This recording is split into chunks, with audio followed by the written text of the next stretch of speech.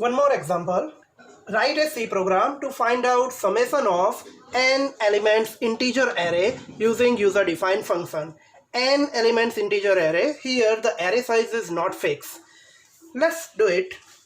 First of all, we need to write include statements. I am leaving space for the function declaration here. We will do it later on. First of all, I am going to write void main. Here, array size is n element, so array size is not fixed. So I need to create array of bigger size. Suppose I am assigning 100 value, so array A can store up to 100 value. But how many elements? That we are going to use n as a variable for that. I is my iteration variable.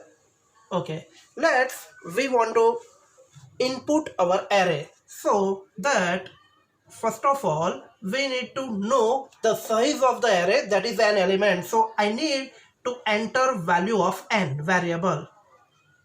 So enter n, that is my array size. So receive this n variables value. I need scanf statement %d %n. So now n variable know the size of the array. To receive all elements, I need to use a loop up to n size. So first of all, I am using a simple statement to enter array values.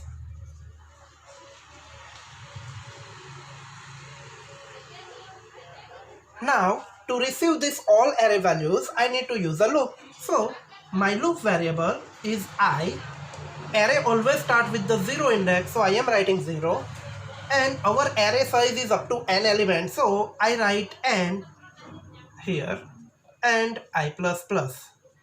To receive all array elements, I need to use scanf statement %d %a of I. Now my array is ready with n elements. Now we need to find out summation of that array elements using user defined function. So I need to call a user defined function. Suppose my user defined function name is sum. So I am using that sum and I need to pass my array. Array is A. So I write A, and that function also need to know how many elements that array A contains. So I need to pass n variable as well. That is my array size. Get ch, void main is over. Now I need to build this logic to perform addition. Here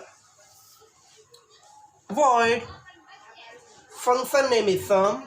Okay, first argument is array, integer array, so it need to receive in integer array. Suppose I am receiving in x array. Another is simple integer variable that need to receive in a simple integer variable. So I again use n. We can use same variable name in our function definition as well if we like. It means our array A will be considered as x array in this logic, and n is again n here. So this n variable contains the array size, and this A is copied onto the x variable. So x array will represent A array. To find out summation of all x array elements, I need to use a loop. For that loop, I need a iteration variable, that is I.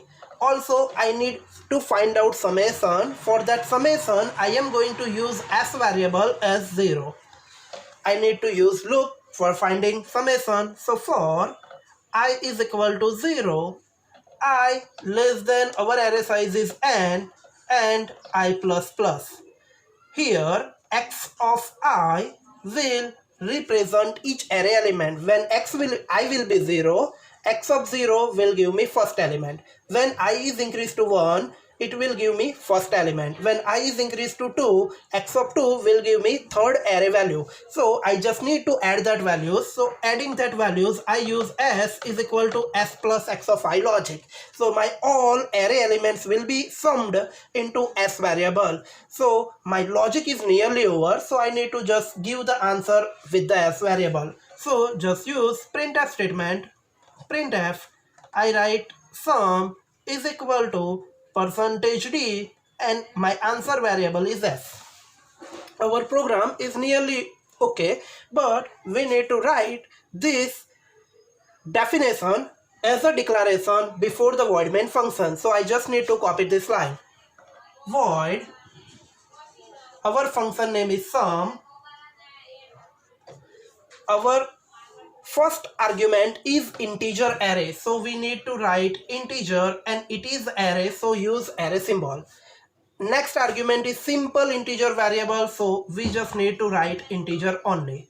And the function declaration finish with the semicolon, so do semicolon. Now our program is complete.